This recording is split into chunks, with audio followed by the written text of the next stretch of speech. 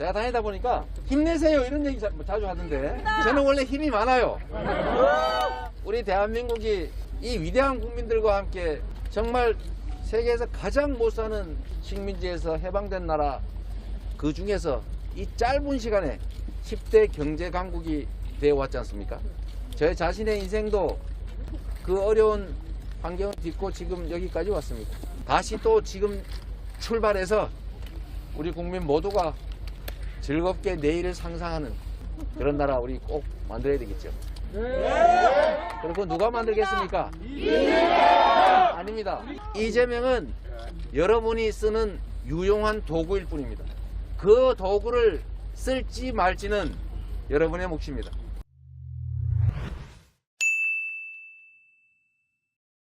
윤석열을 비호하는 당신은 누구십니까?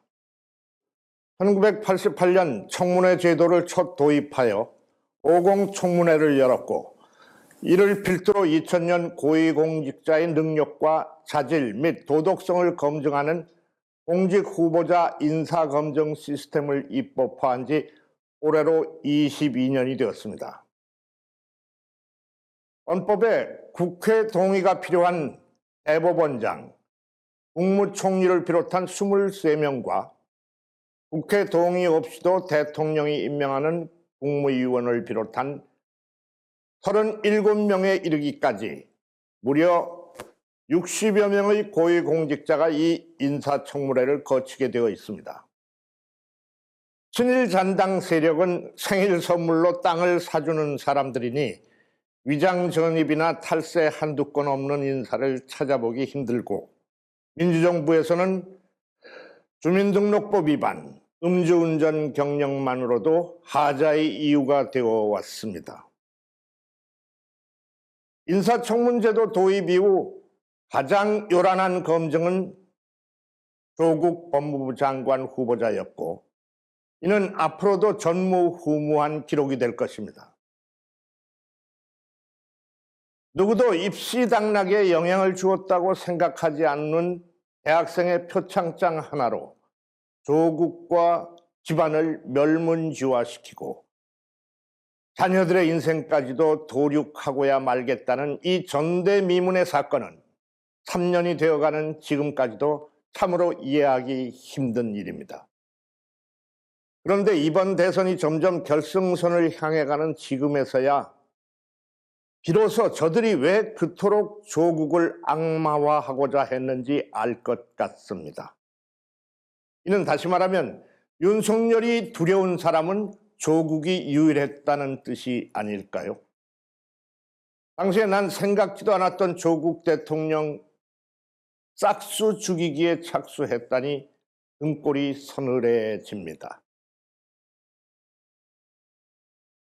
표창장 하나로 중형을 구형한 검찰의 서슬퍼런 정의감은 어딜 가고 정작 윤석열에게는 그리도 솜방망이인지 국민이 직접 선출하는 선출직 최고 공무원을 인사청문회에 비할 수야 없겠지만 윤석열의 본인, 부인, 장모의 비리는 지금까지 제기된 것만으로도 결격 사유로 차고 넘치지 않습니까? 상식을 가진 사람은 도저히 임명 동의서를 채택할 수 없을 지경입니다. 윤석열 처가의 부동산 현황은 서울, 경기, 강원을 비롯한 전국 곳곳에 57곳에 19만 평에 이르고 처가 회사가 보유한 부동산은 전국 48개 2만여 평이라고 합니다. 총 105곳의 이 부동산은 공시지가나 시가 표준액으로 각각 340억, 116억에 이른다고 합니다. 한교 테크노밸리와 맞먹는 미니 신도시급의 막대한 부동산 재벌입니다. 물론 취득 과정에서 농지법 위반, 부동산 실명법 위반, 세금 탈루 등의 불법과 편법은 물보듯 뻔한 일일 것입니다. 그런데 참 궁금합니다. 도대체 그들은 어떻게 돈을 벌었기에 저렇게 많은 부동산을 소유하게 된 것일까요? 그렇게 많은 땅을 소유해서 무엇을 하고 싶은 것일까요? 최은수는 도대체 어떤 사람이길래 장영자가 울고 갈 정도로 조용하게 부동산 투기에 성공할 수 있었던 것일까요? 늘 궁금했는데 열린공감TV의 FNT 선라이즈 의혹 제기를 보니 그 궁금증이 다 풀립니다. 그리고 깜냥도 안 되는 윤석열에게 왜 그리 국힘당 인사들이 무력한지도 알 것 같습니다. 2010년 전현직 세관원들이 평택항 자유무역지역 안에 농산물 가공회사인 FNT 선라이즈를 입주시키고 고관세인 수입 농산물을 가공하여 막대한 관세 차익을 얻었다는 것. 수십 가지 농산물 중 고춧가루 하나만 예를 든다면 고춧가루 1톤당 1,000만 원, 6년간 1,460억이라는 천문학적인 이익을 창출했다는 것입니다. 이 회사의 실소유주는 최순실이었고 박근혜의 대선 비자금 저수지였을 것으로 추정됩니다. 국정농단 수사 때 관세청장은 최순실이 꽂은 게 드러났었는데 그 이유를 이제야 알 것 같습니다. 그러나 뛰는 놈이에 나는 놈이 있다는 게 이런 경우를 두고 하는 말인지 중국산 관세 농산물 밀수 관세 포탈을 의심하여 진정을 내고 고발 조치하기도 한 공익 제보자 이성열 씨는 일이 해결되지 않자 사유가 힘있는 검사라는 말에 최은순 씨에게 모든 비리 정보를 넘겨주었고 최은순은 윤석열을 방패 삼아 최순실이 실소유한 이 회사를 꿀꺽했다는 의혹. 제보자가 그들에게 정보를 전해준 시기. 윤석열은 중수부장 등 줄곧 특수부 라인이었고 선라이즈 수사는 진행하지 않았으며 2016년 국정농단 특검 주임검사를 거쳐 중앙지검장이 되고 검찰총장까지 승승장구했습니다. 검사 출신이 관세총장이 되고 그 사이 제보자는 역으로 죄를 뒤집어쓰고 사업과 가족은 파탄지경에 이르렀습니다.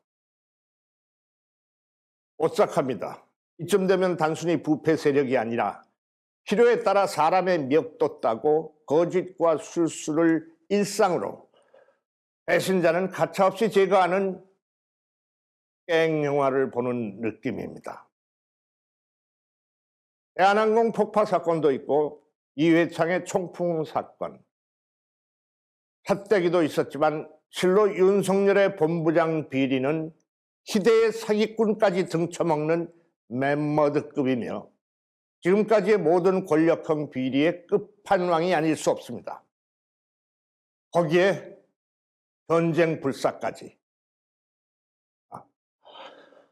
최순실의 해외 도피 재산 수사에 착수하고도 한 푼도 회수하지 않았으니 어느 외국 저수지에 묻어두고 이승만처럼 외국으로 도망가서 선제 타격 명령하는 게 아닐까 별의별 상상을 다 하게 됩니다.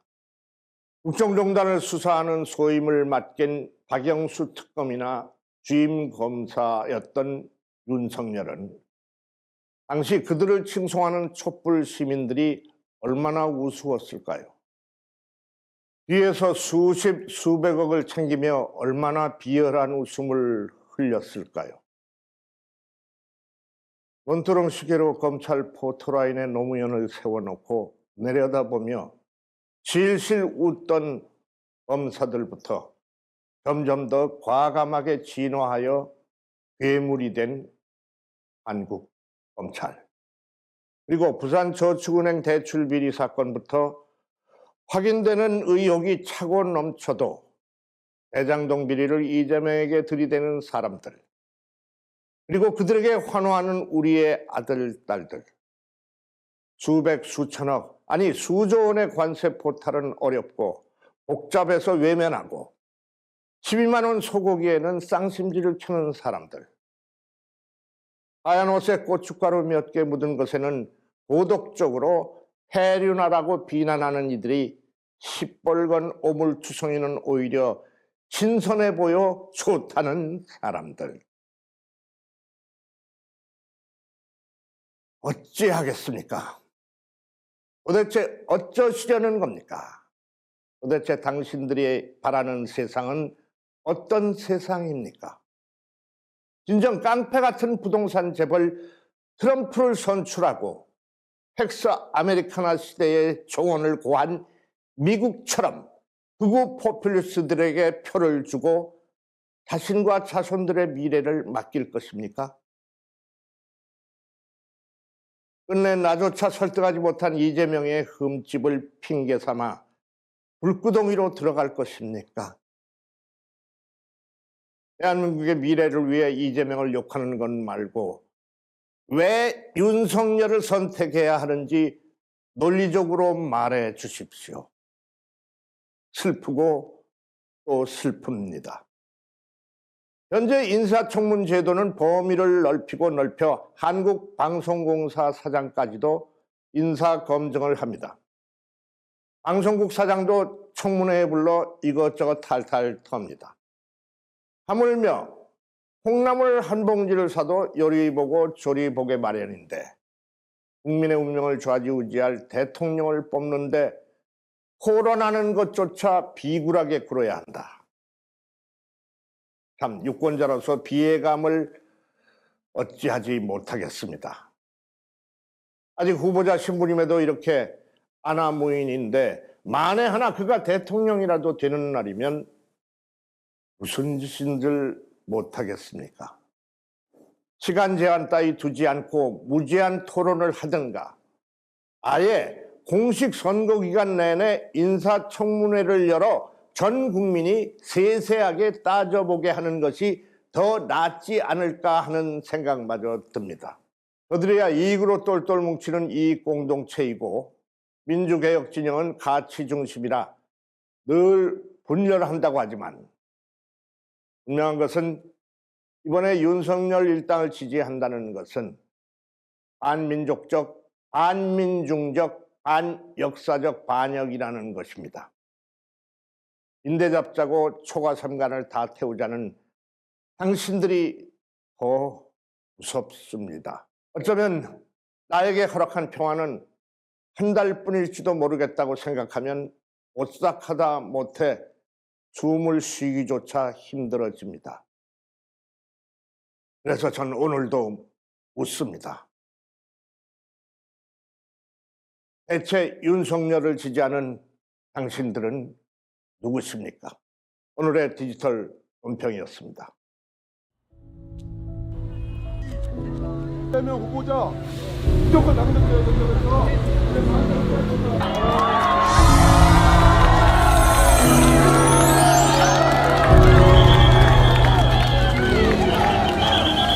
아버지는 이 시장에서 청소 노동자로 일하셨고 제 어머니는 이 건물을 다시 짓기 전에 2층 건물에 공중 화장실에 제 어머니, 제 여동생이 함께 그 화장실 지켰습니다.